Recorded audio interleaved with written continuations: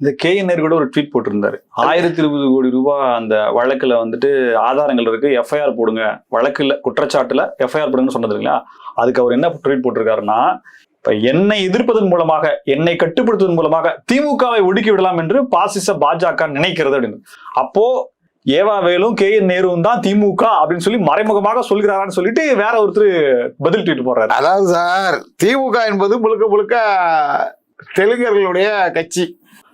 ஏவா வேலு என்ற தெலுங்கரையோ நேரு என்ற தெலுங்கரையோ பகைத்து கொண்டு தெலுங்கரான முதல்வர் மு க ஸ்டாலின் அவர்கள் முதலமைச்சர் பதவியில் நீடிக்க முடியுமா? என்ன திருக்குறள் மாதிரி இருக்கியா? அப்படிங்கிறதா அவருடைய கேள்வி. நேருவை பகைச்சிக்கிட்டு நீங்க எப்படி ஆட்சியில் இருக்க முடியும்? ஏவா வேலுவை பகைச்சிக்கிட்டு நீங்க எப்படி ஆட்சியில் இருக்க முடியும்?